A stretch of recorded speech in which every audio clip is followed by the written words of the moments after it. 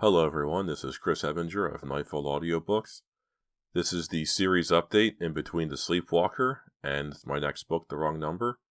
My studio is coming along nicely. I get a medication mailed to me and it has to be kept cold when it's delivered, and it's only done once a month. The good news about this is that it has excellent insulation inside and some disposable. I've been saving the insulation and stapling it to my door. When I finish that, I'll do my ceiling. Good news is I get free insulation. It's very, very, very dense, and it's excellent for sound control. The bad news is I only get a little bit of it each month. I might have half of the ceiling done by the end of the year. I have yet to use my studio yet. I'm still looking for time to do that. My kids have been sick. My wife has been taking care of them. It's just been a mess. When everything decides to iron itself out, I can use the studio at home.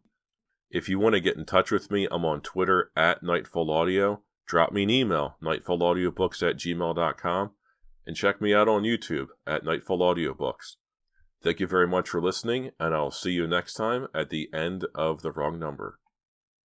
Hi, I'm Chris Ebinger, and welcome to Nightfall Audiobooks. We are reading The Wrong Number by R.L. Stine, a Fear Street novel, Book 5. Prologue. Scheming. It was the thing he'd been best at in his life. Seeing something he wanted and figuring out how to go after it step by step. Sure, he messed up a lot. He'd had some bad luck. Sometimes people got in his way, ruined his perfect plans. That wouldn't happen this time. This plan was his best. No way it could fail. No way he let anyone mess up this one. As he sat in the dark, rolling it over and over in his mind, a sneer formed on his face. It was too bad what he had to do. He didn't really want to hurt anyone. But what choice did he have? He had to take care of himself. No one else was going to take care of him. He learned that early, beginning with his parents. Now he knew it was time to act, and not think about what had happened to him in the past. After all, it wasn't his fault that he was always getting in trouble. That was going to change. From now on, things would go exactly the way he wanted them to. He'd made the perfect plan. On the surface, everything seemed normal, but someone was due for a big surprise. A deadly surprise. All he had to do was be patient. Be patient and wait until it was time to act. Chapter 1. The First Week in September. The blob of green gel oozed like something from the bottom of a decaying swamp. It spread and settled in his container, quivering as if searching for a way to escape or a way to take over. Dina Martinson plunged her hand into the porcelain sink and slowly squeezed the gelatinous mass. "Yuck," she said. "Are you sure you want to put this on your hair?" "Go ahead," said her friend Jade Smith. Jade was sitting on a wooden stool in front of the bathroom mirror, a towel covering her shoulders, her freshly washed auburn hair hanging in damp coils down her back. "I know your mom's a professional hairdresser," said Dina, "but this stuff looks like the thing that ate Cincinnati, and I won't even tell you what it feels like." "Go on," Jade insisted. "My mom uses it on her hair all the time, and it looks great, all shiny and full of body." "Are you sure you don't mean dead bodies?" cracked Dina. She began applying the gel to her friend's hair. Soon the long tresses were covered with slime and gave off a faintly jello-y scent. "Now what?" she asked when she had finished. "Now we wait for it to dry," said Jade, "at which point I'll be ravishing. Sure you don't want to try it out? We could do your hair in spikes." Dina fingered her own baby-fine hair. It was shortish and blondish and straightish. All she could do was wear it layered and hope for the best. Her mother said her hairdo made her look like an angel. She wasn't sure she liked that idea, but spikes didn't sound any better. "No thanks," she said. "I have enough problems without trying Secret Formula X09 or whatever it is." "It could be your big chance," said Jade, but she didn't push. She didn't seem to care much. In fact, she sounded a little bored as Dina felt. "What a way to spend Saturday night," said Dina with a sigh. "Yeah, I hate to admit it," said Jade, "but I'll actually be glad when school starts on Monday. It'll be great to see all the kids start going to dances and games." "Yeah, I guess," said Dina. "Hey, Miss Enthusiasm." "It's just, I don't know what to expect," said Dina. "Things are going to be different." "What do you mean?" "I just found out that my brother Chuck is going to be living here." "Your brother? You don't have a brother," said Jade. "My half-brother, actually. He's my dad's son from his first marriage. I've only met him a few times. He's coming to Shadyside for his senior year." "Really?" Jade was all ears now, but then she usually was where boys were concerned. "Down, girl," said Dina. "Chuck is nothing but trouble. In fact, that's why he's coming here. He was supposed to graduate from Central City last year, but he got expelled. His mom and my dad decided he'd do better in a small town like Shadyside. Expelled, said Jade. What for? I'm not sure, said Dina. It had something to do with kids he hung out with. He actually got arrested one time. He's been getting in trouble ever since he was little. He sounds interesting, said Jade with a mischievous smile. To you, Freddy Krueger would sound interesting, cracked Dina, wandering into her bedroom. It's just that the regular boys at Shadyside are so predictable, said Jade, following her. That's predictable, spelled Boring. She pulled the towel off her shoulders, then shook her damp hair out, and pirouetted in front of the full-length mirror on Dina's closet door, admiring her figure. She was wearing a pink and white checked jumpsuit with short sleeves. Dina had heard that redheads weren't supposed to wear pink, but Jade looked good in every color of the rainbow, and she knew it. In fact, she was very vain. But, Dina had to admit, Jade had a lot to be vain about. How's your hair? Dina asked to change the subject. Still cooking, said Jade. She suppressed a yawn, then sat down on Dina's bed, and began using an emery board on her already perfect nails. She looked around the room, her eyes stopping on a bright blue plastic object on the bedside table. What's this? She said. My new phone, said Dina. When my dad got promoted to vice president of the phone company, they gave us the latest instruments. It's pretty rad, said Jade, picking it up. It looks like the control panel for a jet plane or something. What are all these buttons for? They're for programming in phone numbers, said Dina. You push one button and the phone automatically dials a number. That button's for putting the caller on hold. And this switch, she pointed to a switch on the handset, turns it into a speakerphone, so everyone in the room can hear the conversation. Yeah, said Jade. That sounds like it has possibilities. In fact, it gives me an idea. Whose numbers are in it? I haven't programmed in too many yet, said Dina. Just my grandmother, Mrs. Weller next door, and you, of course. Me? Really? How do I dial it? Just punch number 3. Watch this. My little sister Kathy's babysitting the kids tonight. She punched number 3, then flipped a switch for the speaker, a strange smile on her face. Hello, she said, holding her nose so she sounded as if she had a cold. Miss Kathy Smith, please. This is Kathy Smith, said the voice on the other end. Through the speaker, her voice sounded hollow and far away, as if it were coming from the bottom of a well. I'm calling from the Division Street Mall Association, said Jade, still holding her nose. Miss Smith, I regret to inform you that you have been selected Worst Dressed Shopper of the Month. What? Shrieked Kathy at the other end. I didn't even go to the mall today. You were positively identified by over a dozen shoppers, said Jade. You have exactly 1 hour to pick up your prize, a dozen wilted daisies. A dozen what? Wailed Kathy. Then her voice turned suspicious. Wait a minute. I know who this is. It's not the mall. Jade, I know you. I don't know what you're talking about, said Jade, pinching her nose even tighter. This is the... You can't fool me, Kathy went on. Next time, pick on someone as stupid as you are. The sound of the click as she hung up filled the room. Rats, said Jade. I should try it with someone who doesn't know my voice so well. Someone who would never expect... I've got it. Dina, look up Henry Raven's phone number. Henry Raven, said Dina. He's such a nerd. All he cares about is his computer. Why do you want to talk to him? Just watch, said Jade. Or rather, listen to this. She took the phone book from Dina and punched in 7 digits. The sound of a ringing phone filled the room, then a click, and then the unmistakable voice of Henry Raven. Hello? Hello? Is this Henry? Jade was talking so low she was almost whispering, and Dina thought her voice sounded mysterious and sexy. This is Henry, said Henry. Who is this? You don't know me, Henry, whispered Jade, but I've had my eye on you for a long time. She whispered long so it sounded like long, her voice breathy and seductive. Who is this? Someone who'd like to be a good friend. I like your style, Henry. Is this some kind of joke? It's no joke, said Jade. I've never been more serious. You're just the kind of guy a girl like me yearns for. There was a long silence at the other end. Then suddenly Henry sputtered, Find another guy. I don't have time for this. And he hung up the phone with a bang. Both girls fell on the bed, laughing hysterically. Did you hear that? He doesn't have time. Dina couldn't stop giggling. That was even better than I expected, said Jade when she stopped laughing. Now it's your turn. My turn, said Dina. Sure, you heard me. We'll just pick... Jade, no, said Dina. I can't even talk to people in person. That's the whole point, said Jade. It's much easier when you're anonymous. Now let's see. She went on, flipping through Dina's phone book. How about Rob Morrell? Rob Morrell, shrieked Dina. He's one of the most popular boys in the whole school. So what, said Jade. You like him, don't you? Sure, said Dina. But when he was in my geometry class last year, I could never think of anything to say to him. Well, now's your chance, Jade said. But what if he finds out it's me?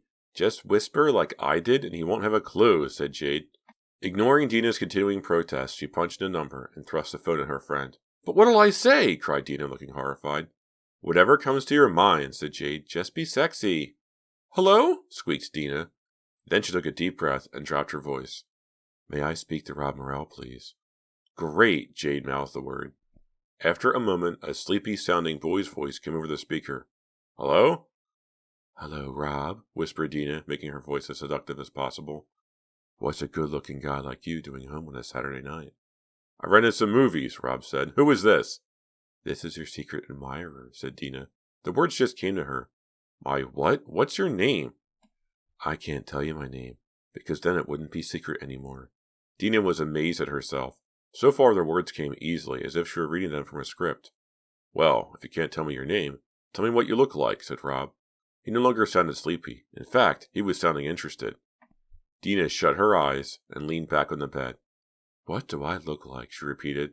Well, I'm about 5'4", 105 pounds, with blonde hair to my waist.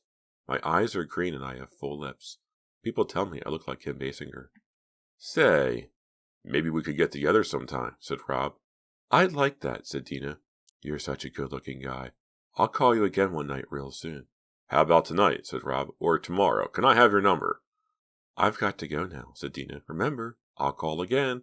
She leaned forward to hang up the phone and looked at Jade a moment. They collapsed back on the bed, shrieking with laughter. He bought it, cried Dina. I can't believe it. He was practically drooling. You were great, said Jade. You're a natural. He'll probably stay home waiting by the phone for the next month. You were right, said Dina. It was easy, much easier than talking to someone in person. I told you so, said Jade. So, who should we call next? How about... Not tonight, said Dina, looking at her watch. It's getting late, and my folks will be home any minute. What about tomorrow? Said Jade. Dina shook her head. Tomorrow night, my dad and I are driving to the airport to pick up my brother Chuck. Be sure to tell him hello from me, said Jade. He doesn't even know you. Jade turned her full smile on. Not now he doesn't, she said, but I have a feeling he will soon. Chapter 2. On the way to the airport, Dina felt both excited and nervous. She was beginning to like the idea of having a long-lost brother in the house. In fact, she realized, there could be certain important advantages, such as he could introduce her to his friends. Then she'd remember everything she'd heard about the trouble Chuck had been in. She got a funny feeling in the pit of her stomach that maybe things weren't going to work out so well. Also, her father seemed really nervous, even more nervous than she was. Be friendly to him, Dina, her dad said. But try to give him space. Remember, he grew up in a big city and isn't used to small-town friendliness. Right, said Dina. He'll probably think we're all a bunch of hicks, she thought. Her first glimpse of Chuck was promising. She hadn't seen him since he was about 10, and he'd grown up since then. He was tall now, and his t-shirt and tight jeans showed off the taut muscles of an athlete. His hair was thick and sandy above startlingly blue eyes. Jade, Dina knew, would call Chuck a hunk. But when she got closer, she saw that something was wrong with the picture of the all-American good-looking guy. For one thing, there was the expression on his face. Dina wasn't sure what it was. It seemed to be somewhere between a scowl and a sneer. A snowl, she wondered? When Dina's father put out his hand for a handshake, Chuck pretended he didn't say it. Mr. Martinson looked a little flustered and smiled uncertainly. Chuck, remember your sister Dina? Chuck looked at her as if she were a toad or some other low form of life. Hello, kid, he said. Kid? This year was going to be awful, Dina knew. But in the next instant, Chuck smiled at her, a goofy, lopsided smile that made him look like a completely different person. She smiled back nervously, wondering what to expect next. On the way home, it was even more confusing. Dina sat in the back seat and listened while her father and Chuck talked. Except it was mostly her father talking. Chuck just grunted. Once he said, This is such a drag, man. I don't see why I can't go back to Central City High. Because they won't let you back in, said Mr. Martinson. Your mother and I have repeatedly talked to them, as you well know. For the first time, Dina's father sounded a little exasperated, maybe even angry. Dina hoped to hear more about why Chuck had been expelled. I want to make it clear to you, her father started, but the sound of squealing brakes and screeching tires interrupted him. Dina screamed at the sound of the crash. She heard glass shattering, then another crash. A horn started honking, then another. Someone cried out. More tires squealed. Dina held her hands over her ears. Mr. Martinson, a look of horror on his face, his mouth wide open, stomped down on the brakes. His tan BMW skidded toward a jumble of other cars, and came to a stop just inches from the car in front of it. Behind them, Dina could hear more cars sliding and skidding. "Get out," Mr. Martinson ordered. "It'll be safer outside the car." Dina and Chuck quickly scrambled out onto the grassy shoulder and away from the pile of cars. Up above, a million stars were sparkling in the sky. Chuck began to trot toward the crowd at the front of the traffic jam. Dina followed him out of curiosity. "Hey, come back," her father yelled. Chuck ignored him and kept jogging. Dina hesitated, looked back at her father, then followed Chuck. At the head of the tangle of cars, a red Plymouth sat crumpled against a concrete divider, smoke pouring out of its engine. While Dina and Chuck watched, flames began to lick up from the bottom of the car toward its doors. "Look out!" someone shouted. "It's on fire!" The crowd began to move back. Dina watched with horror as the fire began to grow. She edged back even farther on the shoulder, to get as far away from the car as possible. All at once she noticed that Chuck wasn't with her. He was standing in front of the crowd, staring at the flames as if he were hypnotized. Suddenly, there was a broken-hearted scream from the crowd. "Tuffy's in there!" Dina turned to look and saw a young boy holding a bloody towel to his forehead. "Tuffy!" the boy called. "Save Tuffy!" "There's a dog in the car!" someone else shouted. And now Dina could see the face of the small black and white dog at the back window. The dog was jumping up and down, barking hysterically. The flames licked higher and higher. Suddenly, someone broke loose from the crowd and began running toward the burning Plymouth. "No!" a man shouted in the crowd. "It's going to blow up!" The figure kept running, then disappeared into the thick smoke. To her horror, Dina realized it was Chuck. "Chuck! Chuck, come back!" she shrieked, but it was too late. The car exploded in a blazing fireball of red and orange flames. Chapter 3. Even though it was after midnight by the time they got home, and even though school started the next day, Dina couldn't sleep. She just lay in her bed, thinking about everything that had happened that night. While everyone in the crowd watched in silent horror, Chuck had come running out of the smoke and flames. Mr. Martinson came up just then. "What's going on?" he demanded. No one answered. They were all staring at Chuck, his face and hands blackened by the explosion, his shirt ripped. He trotted back to the side of the road, carrying the black and white dog in his arms. "Tuffy! Tuffy!" screamed the little boy. "Chuck, what in the world?" cried Mr. Martinson. Chuck ignored everyone for a moment. He was petting the little animal, talking to it soothingly, his blackened face very close to the face of the dog. After a moment he straightened up, then handed the small animal to its owner. "Here, kid," he said. The boy's mother, who had a big bruise forming on the side of her face, impulsively hugged Chuck. "Oh, thank you," she said. "You don't know how much that dog means to Timmy. You're a hero, you know that?" "Hey, it's okay," Chuck said, looking embarrassed. "I used to have a dog myself." Dina gazed at her half-brother with new respect. He was standing there with the goofy grin on his face, and he wasn't even hurt, though he leapt into a burning car. Later, lying in bed thinking about it, Dina remembered what the woman had said. To everyone at the accident scene, Chuck had been a hero. He must really be brave, she thought, or crazy. The next morning at breakfast, Dina decided to let Chuck know she was proud of him and try to make him feel welcome. Her father had already left for work, and her mom was running late as usual. There wasn't time for anything fancy, so she poured 2 bowls of bran cereal, then washed a bunch of blueberries and sprinkled them on top. She'd almost finished eating hers when Chuck came in, yawning sleepily. "Hi, Chuck," she said brightly. "I fixed you some cereal. If we hurry, we can get to school early, and then, if you want, I can introduce you around." For a moment, Chuck just stared at her. "Forget it, kid," he said. "I don't need any help getting along." "But I only meant—" Dina stopped.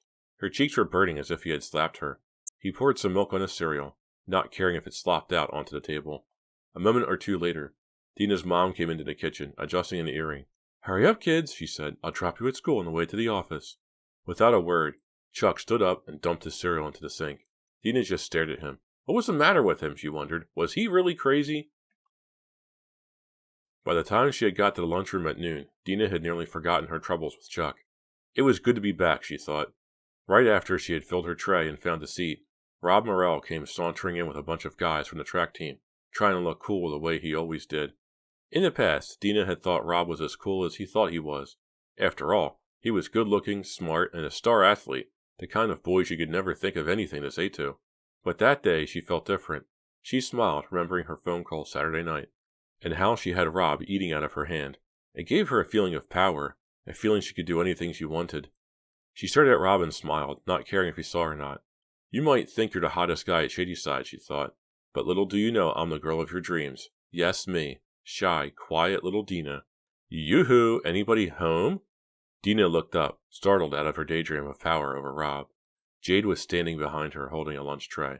She was wearing a yellow and white striped sundress, and her long red hair was tied back with a white ribbon. She looked fabulous. In fact, all the boys in the lunchroom were staring at her. Well, do you want me to join you, or are you going to spend the rest of the afternoon in the clouds? Sure, Jade, have a seat, Dina said. Jade sat her tray down, then sat next to her friend. I thought you'd be eating with your new brother, she said. Dina shrugged. He's made it pretty clear he's not interested in socializing with his little sister, she said. She tried to sound as though she didn't care one way or the other. Oh, said Jade, looking disappointed.